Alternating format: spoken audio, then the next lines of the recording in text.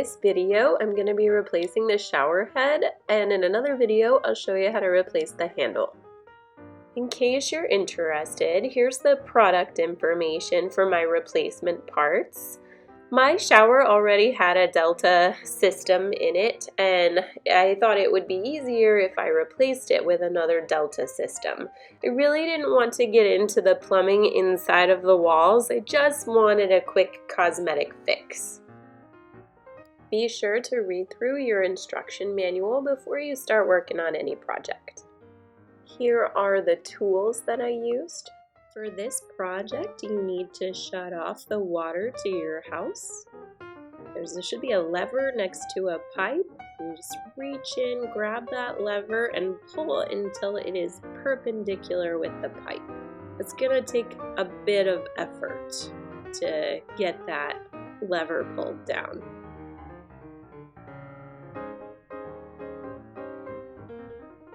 Then you're going to want to open up some of your faucets around the house and just let the water run until it stops, and then you'll be ready to go. Before you start working in your shower, make sure that you cover up the drain so that nothing falls down there. Alright, so now it's time to start taking off that shower head. Have you ever noticed how in DIY videos it seems like it's so easy to do things and they just start twisting and it automatically works? Well, that did not happen in my shower at all. So my first instinct was to grab some WD-40 and give that a try. Put a couple squirts up there. I waited for about 30 minutes to see if it would do the job, and no luck. It didn't work. So I did a little bit more research and I found this penetrator product that's specifically designed for these situations. I sprayed it on and I waited for about an hour, and I did actually have success. It did start to move and it came off.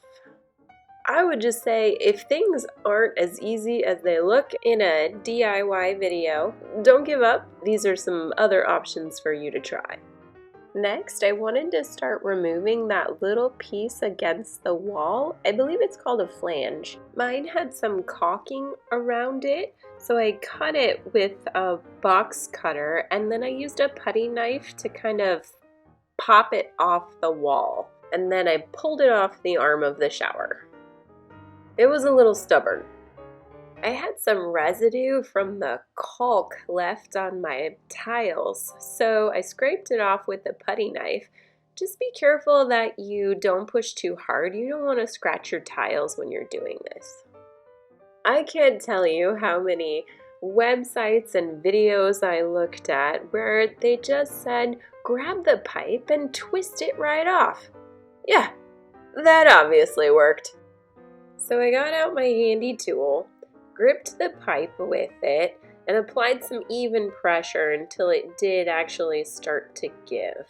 You want to make sure that you don't pull too hard because you don't want to damage the pipes that are inside of the wall. I was really nervous about that. If you want to save your shower arm, I would suggest you put a little cloth in between your wrench and the pipe itself, just so that you don't scratch it. Before you put your new shower arm into the wall, you should put a layer of plumber's tape or teflon tape around the end that you're going to screw into the wall. Take the new flange, put it on to the end of the shower arm before you screw it into the wall. This way your flange is already close to the wall and you have less chance of scratching the finish on your shower arm when you're ready to move it into place. You also want to make sure that when you're screwing it in, you end up in a place where it's nice and secure in the wall, but also that it's straight facing downwards. This took a little bit of finagling. Then gently push the flange up against the wall. In order to get the shower head onto the arm, you're going to need another layer of Teflon tape. I actually ended up having to do this twice. The first time I covered the entire thread length from top to bottom with the Teflon tape, and it ended up being too much.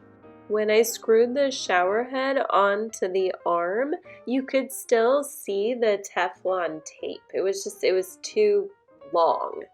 So what I ended up doing was putting it on half of the length of the threads, and then I cut off the excess with my box cutter.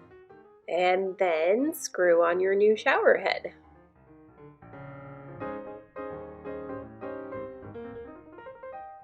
And that's it. All that's left to do is turn the water back on.